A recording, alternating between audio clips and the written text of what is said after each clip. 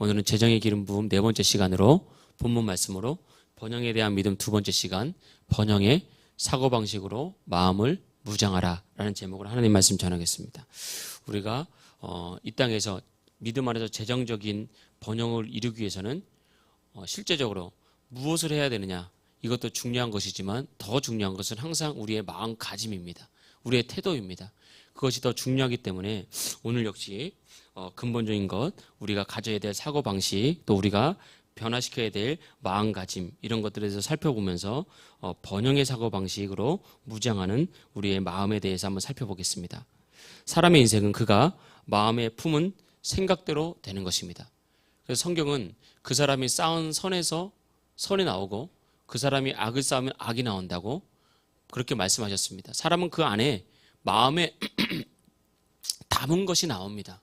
그게 말이 되었건 그의 표정이 되었건 그의 행동이 되었건, 그래서 우리가 그 마음에 품은 생각대로 인생이 풀리기 때문에 우리 항상 생각을 잘 갖고 그 생각이 우리의 사고방식으로 잘 만들어질 필요가 있는 것입니다. 마음에 품은 생각은 그 사람의 행동을 움직이고 그가 행동한 것은 반드시 결과를 맺게 되는 것입니다. 그래서 성경은 언제나 우리의 마음을 잘 관리하는 것이 중요하다라고 그렇게 말을 하면서 마음 관리의 중요성에 대해서 말하고 있습니다. 잠언서 4장 24절 3절에 보니까 지킬 만한 것 중에 무릇 내 마음을 지키라. 생명의 근원이 이에서 남이니라. 여기서 마음을 생각으로 번역할 수 있습니다. 무릇 지킬 만한 것 중에 너의 생각을 지키라. 뭐가 나온다고요? 생명의 근원이. 그의 생각에서 생명이 나옵니다. 생명에서 건강이 나오는 것이고 생명에서 부여와 형통과 또 기쁨이 나오는 것입니다. 항상 생각에서 마음을 지켜야 됩니다. 이걸 지키지 않으면 하나님께서 아무리 많은 은혜를 주시고 우리가 아무리 많은 예배를 드린다고 할지라도 우리 안에서 생명을 맛볼 수가 없는 것이죠. 사람의 생각은 주로 보고 듣고 배운 것에 영향을 받게 됩니다. 우리가 신실한 사람과 함께 신앙생활을 해야 되는 이유가 여기에 있습니다.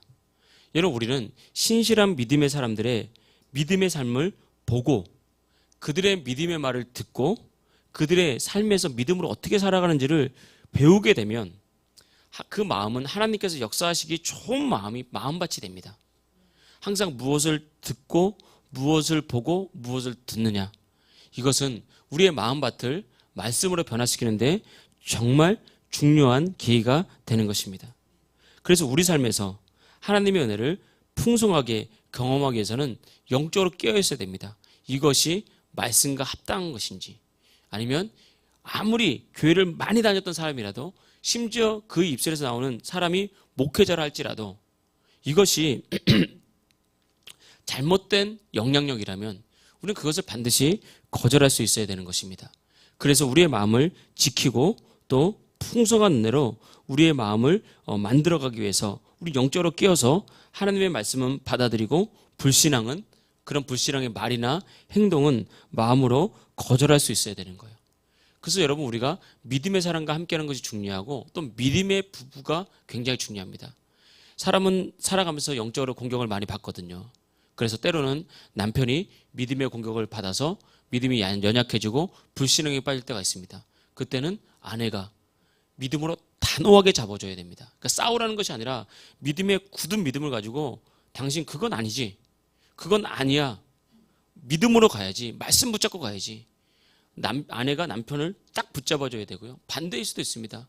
왜 여성이라고 불신앙에 빠질 때가 없겠습니까? 그때는 남편이 당신 그건 아니지, 지금까지 잘해왔잖아, 믿음대로 살아야지, 그러면서 그들의 믿음을 딱 붙잡아주는 것. 그 사실은 하나님께서는 우리에게 이렇게 돕는 배필을 주셨다고요. 특별히 여성의 역할이 여기서 참 중요합니다. 여성은 하와 에제를 돕다 그럴 때 에제르라고 그랬잖아요. 돕는 자입니다. 돕는 자. 남편을 돕는 것은 밥 잘 차려주고 이런 것도 그거지만 밥은 배고프면 내가 차려 먹으면 돼요. 남편 차려 먹으면 되지. 뭐 꼭 아내가 차려줘야 됩니까? 그게 아니라 아내는 남편을 뭘 도와줘야 되냐면 불신앙의 길을 갈 때 단호해야 됩니다.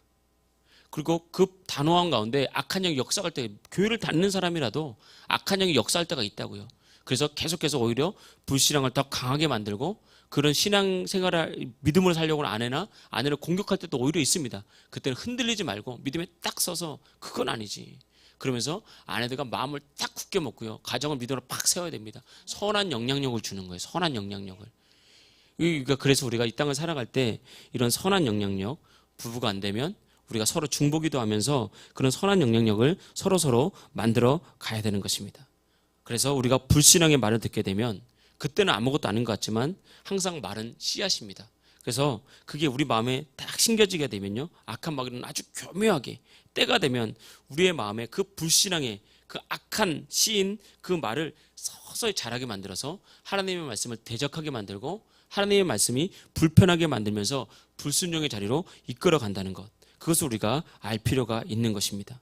특별히 재정의 기름 부음에 대해서 우리가 오늘 네 번째 시간 말씀을 드리는데, 우리가 이렇게 생각과 사고방식이 중요하다면 우리가 이 땅에 살아가면서 정말 말씀으로 하나님의 은혜로 잘 되고 형통하기 위해서 우리가 가져야 될 생각과 사고방식의 습관은 하나님처럼 생각하는 습관이에요. 하나님처럼 생각하는 습관, 하나님처럼 믿는 것, 이것이 우리에게 꼭 필요한 것입니다. 그래서 우리가 하나님처럼 생각하기 위해서는 하나님의 생각과 하나님의 뜻은 하나님의 말씀에 계시가 되어 있습니다. 그래서 우리는 철저히 하나님의 말씀을 읽고 묵상하면서 우리의 생각을 하나님의 말씀으로 변화시켜야 돼요. 나를 변화시키는 것입니다. 나를. 하나님의 말씀으로 나를 변화시키는 것이 우리가 우리의 삶을 변화시키는 핵심 요소라는 것입니다.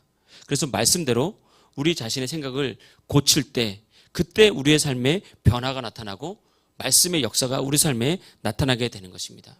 많은 사람들의 교회를 수십 년 다니지만 말씀이 역사하지 않는 가장 큰 이유는 말씀 앞에서 우리의 생각과 우리의 경험, 우리의 고집을 내려놓지 않는 거예요.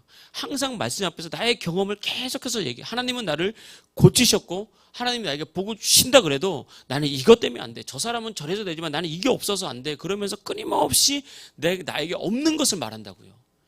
그래서 말씀으로 나의 생각이 변하지 않았기 때문에 말씀이 역사하지 않는 거예요. 우리는 꼭 기억해. 답은 우리 안에 있습니다. 하나님은 이미 십자가에서 죽으시면서 모든 것을 다 행하셨다고요. 하늘과 땅에 속한 모든 것을 다 주셨습니다. 중요한 것은 내가 이제 마음을 변화시켜서 말씀대로 살아내느냐 살아내지 못하느냐, 이제 답은 우리 자신에게 있는 것이지 하나님께 있는 것이 아니에요. 우리는 부족하기에 하나님 도와주십시오라고 기도하지만 하나님이 어느 날 갑자기 나타나서 우리에게 역사하는 것이 아니라 하나님 우리에게 말씀을 주셨기 때문에 그 말씀 붙잡고 나를 변화시키면서 나갈 때 하나님의 역사가 나타나기 때문에 항상 기억하십시오. 답은 우리 안에 있다. 내가 변화되는 것이다. 이것이 바로 우리가 신앙생활을 할 때 꼭 가져야 될 마음 자세인 것입니다. 하나님께서 이스라엘을 구원하기 위해서 모세를 바로에게 보내서 하나님의 말씀을 모세를 통해서 바로에게 전했습니다. 그때 바로는 어떻게 했습니까? 첫째, 모세를 대적했습니다. 두 번째, 하나님을 대적했습니다. 하나님의 말씀 앞에서 자신의 생각을 내려놓지 않았습니다. 성경은 이것을 바로의 강팍한 마음을 가졌다. 하나님 말씀을 들었어도 강팍한 마음을 가지고 있으면 하나님이 역사하지 못하는 것입니다. 그래서 오히려 하나님 말씀 들었지만 바로는 모세를 대적하고 하나님을 대적하는 그런 일들이 벌어졌다고요. 악한 영이 역사하면 이렇습니다. 교회 안에도 우리 안에 우리는 그냥 하나님 사랑의 자녀지만 어떤 한 사람 안에 악한 영이 역사하기 시작하면 하나님의 말씀을 들었는데 그 말씀이 나를 살리는 말씀이구나, 나를 복주는 말씀이구나 라고 반응하는 것이 아니라 하나님 말씀을 대적하는 그런 일들이 나타나게 되는 것입니다. 그래서 바로 안에 역사했던 영은 하나님을 대적하는 영, 하나님의 종을 대적하는 영, 불순종의 영, 교만의 영. 그래서 결국은 악한 영을 따라 행한 결과 바로는 그의 나라와 함께 무너져 버린 것입니다. 이것이 성경에서 우리가 말씀으로 우리 자신을 변화시켜야 되는 거예요. 내 생각으로 말씀을 판단하고 따지는 것이 아닌 것이죠. 그래서 우리가 신앙생활을 하다 보면 우리가 우리 안에 악한 영이 역사하면 어느 순간부터 어떤 일이 벌어지면 말씀을 따지기 시작합니다. 강단에서 말씀이 딱 증거됐을 때 말씀을 아멘으로 딱 받아야 되는데 그 말씀을 따지기 시작해요. 이건 맞고 이건 안 돼. 그게 아닙니다. 그게 이미 잘못된 거, 이런 일이 나타날 때는 이미 가차 큰일 났구나. 내가 지금 악한 영에게 엄청 공격을 받고 있고 내가 거기에 마음을 빼앗기고 있구나 라고 생각을 하고 악한 영을 대적하고 난 뒤에 계속 악한 영만 대적하고, 이게 악한 영의 탓으로 돌리면 안 되는 거예요. 삶의 문제를 자꾸 악한 영의 탓으로 돌리면서 악한 영 역사에서 이렇다 악한 영, 그게 아니에요. 답은 우리 안에 있다니까요. 악한 영이 문제가 아닙니다. 하나님 우리 안에 악한 영을 대적할 힘도 주셨고 말씀을 선택할 능력도 주셨기 때문에 우리 자신을 지금 내 심령에 뭔가가 변화가 있는 거예요. 악한 영은 대적해서 쫓아버리고 그거 믿고 한두 번 대적하고 난 다음에 나를 돌려보면서 지금 내가 내 안에 뭐가 내 마음을 상하게 만든 것이 무엇이며 나의 마음을 강박하게 만든 것이 무엇인지를 점검하고 우리의 마음을 하나님의 말씀으로 자꾸 변화시켜 가야 되는 것입니다. 그래서 우리가 신앙생활 할 때 어느 순간부터 이런 하나님의 말씀이 불편해요. 자꾸 불편한 마음이 확 들어오면 그때가 위기라는 것을 깨달으십시오. 지금 나의 영이 공격받고 있구나. 나의 영이 죽어가고 있구나 깨닫고 즉시 회개하고 다시 성령의 충만함을 구해야 됩니다. 성령이 역사해야 된다는 거예요. 그래서 여러분 간절히 주님 앞에 구해야 됩니다. 그런데 이 시대에 많은 사람들이 신앙생활 하면서 하다 보면 다 이런 과정이 오거든요. 누구나 다 옵니다. 저도 목사지만 이런 과정이 없었겠습니까? 근데 이런 과정 속에서 우리가 이걸 이기지 못하는 이유는 이런 과정이 왔을 때 성령을 구하지 않는 거예요. 은혜를 구하지 않고 믿음의 싸움을 하지 않아요. 혼자 생각을 해요. 그냥 고민을 해요. 내가 그냥 내 힘으로 싸워서 이기려고 하니까 지는 겁니다. 이럴 때는 이건 싸움은 나의 싸움이 아니에요. 내가 마음을 바꿔야 되지만 힘을 얻어야 된다고. 주님께 나서 성령의 충만함을 구하고 다시 성령을 받으면 성령의 역사하면요 저절로 없어지는 거예요. 내가 싸워서 없어지는 것이 아닙니다. 그래서 누군가가 이런 믿음의 싸움을 하고 있다면 여러분 많이 중보기도를 많이 해주십시오. 그 안에 성령님 은혜를 달라고 그 마음이 부드럽게 녹아지도록 중보기도를 충분히 해줘야 됩니다. 그리고 그때 비로소 이런 일들 가운데 믿음의 승리가 나타나게 되는 것이죠. 사람은 단순한 정보나 단순한 지식으로 그 사람의 생각이나 가치관이 절대 변하지 않습니다. 그리고 생각이 바뀌지 않으면 그 사람의 삶도 바뀌지 않습니다. 하나님의 말씀을 겸손하고 온유하게 받을 수 있도록 우리 마음을 자꾸 열어야 되는데 이렇게 하나님의 말씀을 자꾸 온유한 마음으로 받기 시작하면 반복적으로 받기 시작하면 우리의 영에 말씀이 새겨집니다. 우리의 영에 말씀이 새겨지면 비로소 그때야 비로소 우리의 생각이 바뀌어지는 거예요. 그리고 우리의 가치관이 바뀌게 되는 것입니다. 그래서 자꾸 하나님의 말씀을 넓은 마음으로 내가 넓은 게 아니죠. 하나님이 사실은 생명을 살리는 말씀이니까 그게 말씀이라고 믿고 자꾸 말씀을 온유하게 받으십시오. 말씀이 잘못된 것이 아니라 나의 생각이 잘못된 것이다. 말씀은 올바른데 나의 경험이 잘못된 것이다. 라는 생각으로 자꾸 나의 마음을 말씀으로 변화시켜야 되는 것입니다.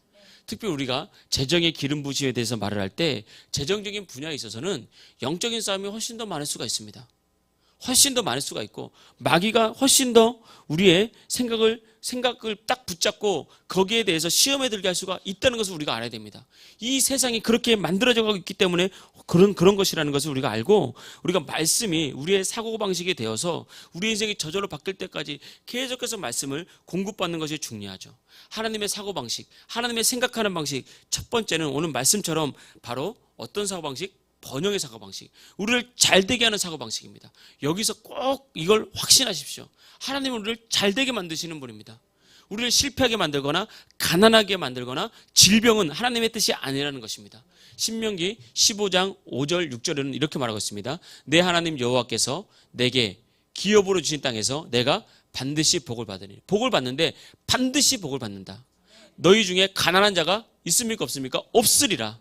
내 하나님 여호와께서 내게 허락하신 대로 내게 또 복을 주시리니 내가 여러 나라에 꾸어질지라도 너는 꾸지 아니하겠고 빌려주지나 빌림을 당하진 않는다는 거예요. 누가 빌려달라고 손 내밀지는 않는다는 거예요. 근데 심지어 개인이 아니라 여러 나라에 꾸어지는 그런 엄청난 복을 준다고 말씀하셨고 내가 여러 나라를 통치할지라도 너는 통치를 당하지 아니하리라. 우리는 다스리는 축복을 받았다. 번성, 번영, 다스리는 축복, 가난한 자가 없는 축복, 여러분이 주신 땅에서 여러분이 번성하는 축복, 이것이 하나님의 뜻이고 이것이 하나님의 사고방식이라고요.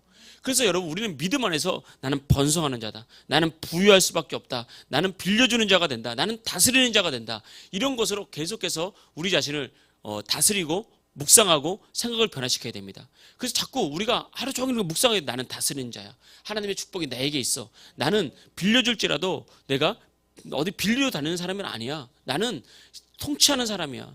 지금은 우리의 삶이 이렇지 않을 수 있습니다. 그러나 이것을 계속해서 묵상하고 믿음으로 고백하면서 이 말씀이 우리의 사고방식이 되어야 됩니다. 그래서 우리가 가난 중이라도 내가 힘든 중이라도 이 말씀으로 무장되어서 나는 결국 잘 될 수밖에 없는 번영의 사고방식, 하나님과 같은 사고방식을 갖게 되면 그가 하는 일이 점점 복이 되기 시작합니다. 성공하는 사람들하고 대화해보면 항상 이런 생각을 갖고 있어요. 그들은 실패를 염두에 두지 않습니다. 그들은 가난을 염두에 두지 않고 슬픔을 염두에 두지 않아요. 근데 늘 슬픔에 빠져 있는 사람들은 늘 우울해요. 늘 의욕이 없어요. 그냥 늘 의욕이 축 처져 있습니다. 그래서는 이길 수가 없는 거예요. 하나님께 은혜를 구해서 우리의 생각과 사고방식을 자꾸 변화시켜야 됩니다. 답은 누구에게 있다? 우리에게 있다.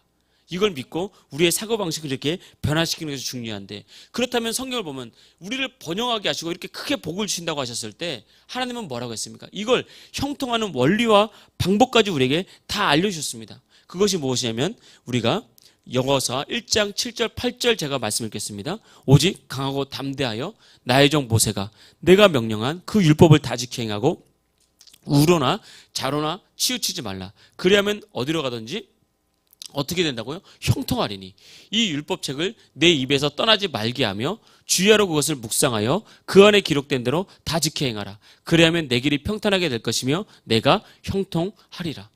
하나님의 말씀을 다 지켜 행하면 너희가 형통하게 될 것이다 라고 그렇게 말합니다. 그렇게 하기 위해서는 어떻게 해야 된다? 그것을 입에서 떠나지 말게 하고 그것을 주의하러 묵상하라는 거예요. 이것이 참 중요합니다. 그러면 말씀을 내 힘으로 순종하려고 하는 그런 자세는 중요하지만 그것보다 더 중요한 것은 말씀을 계속 묵상하고 계속해서 그 말씀을 내 안에 계속 두면 그 말씀이 나를 순종으로 이끌어가는 거예요. 그렇지 않고 내가 내 힘으로 하려고 그러면 말씀 순종만 하는 만큼 어려운 것이 없거든요. 근데 말씀을 가득 채우면 사람은 마음에 가득 찬 것대로 움직이는 것입니다. 그래서 이것이 참 중요한 거예요. 이게 우리 땅을 살아가는 기본적인 원리입니다. 소비자들에게 소비 욕구를 딱 던져주는 거예요. 사고 싶은 욕구. 그러면 그 마음에 가득 찬 것이 그 사람의 지갑을 여는 것입니다. 어린이들에게도 뭘 사는 것도 마찬가지예요. 드라마, 어린이 영화 같은 거, 어린이 애니메이션 딱 보여주고 그걸 굿즈, 상품으로 딱 만들어내는 거예요. 그래서 아이들 마음만 가는데 그걸 가득 채우는 거예요. 그래서 부모의 지갑을 딱 열게 만드는 것입니다. 마음에 가득 채운 것이 우리 삶에 몸을 움직이고 순종을 만드는 거기 때문에 내가 말씀에 순종하고 싶다면 여러분 말씀을 많이 묵상하십시오. 말씀이 정말 복이라는 것을 믿으십시오. 말씀이 나를 충만하게 만든다는 것을 봐야 됩니다. 그럼 말씀이 나를 끌고 가는 것입니다. 이것이 중요한 것이죠. 이것이 우리의 바라봄의 법칙과 마찬가지입니다. 성경에서 바람의 법칙을 먼저 말하지 않았습니까? 그러면서 우리가 시각적인 효과를 사용하라고 그러지 않습니까? 그래서 공부하는 학생들이 목표 대학이 있으면 그 대학 이름을 붙여놓고 그 대학에 어떤 마크를 붙여놓고 또 그 대학의 사진을 뽑아가지고 그 멋진 그 대학의 모습을 딱 그림으로 딱 보면서 힘들 때마다 그걸 보라 그러잖아요. 나는 저기 앉아있는 애가 내가 될 것이야. 이러면서 계속해서 바라봄의 법칙을 활용하는 거예요. 그러면서 우리 안에 말씀을 가득 채우는 거예요. 그러면 그 말씀이 우리를 움직여 가는 거예요. 그러면 그때부터 어떻게 되냐? 말씀이 나의 생각을 딱 장악해버립니다. 요때까지 나가야 되는 거예요. 말씀에 대해서 저항하는 마음을 딱 장악해야 됩니다. 이 영적 장악이 나타나야 되는 거예요. 영적 장악. 말씀에 저항하는 마음. 처음에는 우리는 구원받았지만 여전히 나의 생각이 여전히 있거든요. 나의 고집이 여전히 있습니다. 처음 구원받고 난 다음에는. 근데 어떤 사람은 고집이 정말 센 사람이 있고 고집이 약한 사람이 있어요. 그런데 고집이 약하다고 다 좋은 것도 아니고 고집이 세다고 무조건 나쁜 것도 아닙니다. 우리가 살아보면 자기의 생각을 쉽게 바꾸는 사람이 있어요. 귀가 얇다 그러죠. 자기 생각을 쉽게 바꾸고 쉽게 자극을 받는 사람들은 말씀의 은혜를 받아도 쉽게 또 생각이 변해요. 그게 함정이에요, 함정. 근데 반대로 고집이 센 사람들은 안 바뀌어요. 근데 한 번 바뀌면 끝까지 갑니다. 또 이게 다 장단점이 있는 거예요. 그렇기 때문에 어떻게 되느냐? 하나님에 대해서 정하는 그 마음을 영권으로 딱 장악해야 됩니다. 이때까지 믿음의 싸움을 계속해서 해야 되는 거예요. 그래서 하나님을 대적하는 마음, 말씀을 대적하는 마음, 내가 말씀에 순종하는 것을 대적하는 마음, 이것이 끊임없이 올라올 때 이것을 우리가 십자가에 못 박고 완전히 장악하지 않으면 신앙생활하면서 끊임없이 이것 때문에 끊임없이 괜찮았다가 또 시험 들고 괜찮았다가 시험 들고 다람쥐 쳇바퀴 돌면서 1년 전에 나의 믿음의 고백이나 지금의 고백이나 똑같은 거예요. 이런 속회를 살 때 속회의 나눔이 있지 않습니까? 속회의 나눔을 가만히 보면요, 1년 전 고백과 오늘의 고백이 똑같은 사람이 있습니다. 영적인 성장이 없는 사람이 있다고요. 많이 위로해 주시고요. 그들 안에 영적인 영권의 장악이 나타나야 됩니다. 그렇지 않기 때문에 물질 때문에 시험에 드는 사람들은 가만히 보면 5년 전에도 시험에 들었고 지금도 시험에 들어요. 이 변화되지 않으면요. 또 여러 가지로 하나님 앞에 내가 헌신하는 것이 너무 힘들어. 시간 내는 것이 너무 힘들어. 여기서 시험 드는 사람들은요, 5년 전에 시험 든 사람 지금 똑같이 시험 들어요. 똑같은 자리에 계속 맴돌고 있으니까 축복이 열리지가 않는 것입니다. 그리고 날마다 시험에 들었다가 나왔다, 들었다 나왔다. 그래서 여러분 반드시 영적인 장악이 일어나야 되는 거예요. 그래서 여기서 우리가 이겨내야 되는 것입니다. 결국 우리가 오늘 여호수아일서 1장 7절 말씀처럼 말씀대로 순종함으로 형통의 길을 가게 되는 것입니다. 오늘 성경에 보면 마지막 두 구절 보면 그 안에 기록된 대로 다 지켜 행하라. 그러면 내 길이 평탄하게 될 것이죠. 첫 번째 삶이 평탄해. 가정이 늘 평안해요. 그냥 가정이 평안하고 그 다음에는 어떻게? 형통하면 형통해. 형통하는 역사가 반드시 나타나게 되는 것입니다. 그런 의미에서 오늘 우리가 읽었던 시편의 본문은 보다 더 구체적으로 우리가 무엇을 피해야 되고 무엇을 가까이 해야 될지에 대해서 말하고 있습니다. 첫째, 복 있는 사람의 특징은 먼저 피할 것, 악인의 꾀를 따르지 않는다. 여러분, 악인은 어떤 사람이 악인입니까? 악인은 하나님을 인정하지 않는 사람이 악인이에요. 흔히 말하면 살인자가 악인 뭐 이런 걸 말하는 것이 아닙니다. 하나님을 인정하지 않는 사람. 여러분, 사람은 본질적으로 죄 가운데 태어납니다. 그래서 내가 도둑질을 했기 때문에 죄인이 아닙니다. 죄인이기 때문에 도둑질하는 거예요. 어떤 의미인지 여러분 아시겠죠? 죄의 속성이 우리 안에 있다고. 원죄를 가지고 다 태어났습니다. 그래서 우리 안에 이런 것들이 있다고요. 그래서 여러분, 악인들은 하나님의 말씀을 인정하지 않는 세상적인 사람들. 그래서 악인들의 복 있는 사람의 특징은 악인들의 꾀, 생각을 따르지 않는 거예요. 여러분, 우리가 이 땅을 살아가다 보면 성공한 사람 중에 악인들이 많습니다. 이 말씀 그대로 하면 예수님을 하나님을 인정하지 않고 말씀을 인정하지 않고 예수님을 구주로 영접하지 않은 수많은 악인들이 있습니다. 그들의 악인들의 꾀를 어떻게 하지 말라고요? 따르지 말라는 거예요. 악인들의 꾀를 따르지 아니하며 그들의 말이 있습니다. 그들의 생각이 있습니다. 그걸 따르지 마십시오. 그것이 복 있는 사람들, 믿음으로 형통할 수밖에 없는 사람들의 특징입니다. 하나님 안에 지혜가 있고요. 하나님 안에 부의 원리가 있기 때문에 악인들의 꾀를 따르는 것이 아니라 말씀을 따르는 거죠. 둘째, 죄인의 길에 서지 말라라고 말했습니다. 죄인, 마찬가지로 악인과 죄인은 같은 의미인데 그의 길, 우리가 영어로 way 그러면 길이라는 뜻도 있지만 또 방법이라는 뜻이 있죠. 그들의 방법이 있다고요. 그들의 성공의 방법, 그들의 승리의 방법, 그걸 따르지 말라는 것입니다. 그걸. 그래서 여러분, 우리가 믿음 안에서 부의 원리를 따라가려면요, 노동하지 않고 돈을 벌려고 하는 그 탐욕이거든요. 이 탐욕이 극대화된 거예요. 그래서 사실은 지금은 인식이 많이 바뀌어서 주식, 그러지만요, 주식도 근본적으로 파고 내려가면 탐욕이 있는 겁니다. 내가 그냥 노력하지 않고 그냥 가만히 뒀다가 나중에 돈 많이 벌면 그걸 얻고 싶은 마음이 사람 안에 있기 때문에 주식이란 것을 사람이 만들어내는 거예요. 부동산, 다 이런 거예요. 그런 것이 꼭 나쁘다고만 볼 수는 없지만 항상 그 나쁨과 위험이 엄청나게 도사리고 있다는 것을 꼭 깨달으십시오. 제가 아는 사람 중에 주식하는 사람이 있거든요. 제가 아는 사람 중에 그 사람 특징이 뭔지 아십니까? 핸드폰에 딱 깔아놓고요, 수시로 봐요. 수시로. 주식이란 게 오늘 샀다 오늘 팔고 뭐 이런 거 하면 시간 다 뺏기고요. 그게 아니더라도 사람은 돈 10,000원이라도 나에게 손해보는 거 다 싫어하거든요. 그러니까 오늘 뭐 1,000원 올랐나 10,000원 계속 그렇게 보는 거란 말입니다. 그래서 시간을 낭비하고 세월을 낭비하고 그거 아닙니다. 그거 아니라고요. 이게 이게 악인의 길인가. 그래서 우리는 근본적으로 그런 것들이 꼭 나쁘다, 무조건 나쁘다 이게 아니라 근본적으로 노동의 가치, 땀 흘려서 일하는 이런 가치를 내가 열심히 일해서 이것을 믿는 사람들이 딱 가지고 있어야 됩니다. 이런 믿음의 가치, 이런 것들이 우리에게 꼭 필요한 것입니다. 그래서 두 번째는 죄인의 길에 죄인의 방법을 따르지 말라는 거고, 이게 악인과 죄인의 끝이 뭐냐면 오만한 자의 자리입니다. 오만해지면 딱 사람이 오만해지면, 오만이라는 것은 뭐냐면 이제 뭐 내가 다 잘하는데 다른 사람의 도움이 뭐가 필요해? 그 귀를 딱 닫는 거예요. 가인과 같은 사람입니다. 성경에 보면 가인과 아벨 같이 예배를 드렸잖아요. 근데 가인의 제사는 받아들여지지 않았거든요. 그러면 하나님께 마음을 열어야 되잖아요. 내가 부족한 것이 뭘까? 그런데 가인은 하나님 앞에서 안색이 싹 바뀌어버렸습니다. 그리고 난 다음에 돌을 가지고 동생을 쳐 죽였어요. 동생이 없으면 나의 제사가 받아들여지겠지. 아닙니다. 하나님은 그렇게 받아들인 것이 아니에요. 이게 오만한 자의 자리에 가게 되면, 오만과 비슷한 말이 거만인 거죠. 그래서 그 사람 거만, 말 한마디라고 행동 하나라도 거만해요. 근데 성경을 보니까 오만한 자리에 앉지 말라. 나에게 세상적인 영향을 줄 만한 사람들을 꼭 구별하십시오.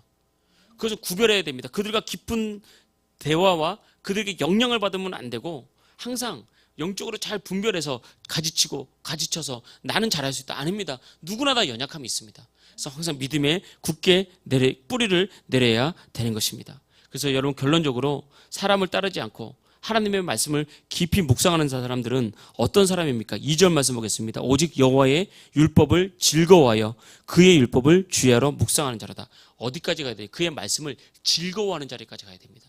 어떤 말씀하시는지 즐거운 거예요. 즐거운 거. 이게 바로 하나님과의 관계 속에서 나타나는, 사랑의 관계 속에서 나타나는 거예요. 사랑의 관계. 사랑하는 사람에게 아주 비싼 거를 사줘도 즐거운 거예요. 즐거운 거. 사랑하는 사람에게 나의 모든 것을 다 줘도 즐거운 거예요. 즐거운 거. 그런데 이게 되지 않으면 아까운 거예요. 아까운 순간 그 마음의 사랑이 이미 변질된 것입니다. 그래서 하나님의 말씀이 즐거워하는 자리, 그 자리로 나가야 되고, 즐거워하여 그 율법을 주야로 묵상하는 자. 그 묵상하는 자는 결과가 어떻게 되냐? 그는 시냇가에 심은 나무가 철을 따라 열매를 맺으며 그 잎사귀가 마르지 아니한 같으니 그가 하는 모든 일이 다 형통하리로다. 여러분, 하나님은 나를 번성케 하시는 분입니다. 하나님 나를 복주시는 분입니다. 그래서 여러분, 말씀을 즐거워하고 그 말씀 앞에 늘 묵상하면서 말씀에 깊이 뿌리를 내리면 나는 어느 순간 시냇가에 깊이 뿌리가 내린 나무처럼 사시사철 계절을 따라서 열매 맺는 그런 인생이 되는 것입니다. 그렇지 않으면 끊임없는 다람쥐 쳇바퀴 돌아가는 사람 속에, 세월 속에서 인생을 갈등하고 고민하는 인생이 되는 것이에요. 여러분, 바라기는 말씀에 딱 결론을 내리고, 여러분의 마음을 말씀으로 변화시켜서 나는 복받은 존재야. 나는 하나님의 복이 나에게 있어. 나는 말씀으로 나의 생각을 변화시키면서 하나님 말씀에 기뻐할 거야. 그렇게 나가면 여러분 삶은 때가 되면 반드시 열매를 맺고 풍성한 결과를 얻게 될지 믿습니다. 이런 애가 저와 여러분에게 함께 있기를 주의 이름으로 축복합니다. 할렐루야. 우리 시간 주님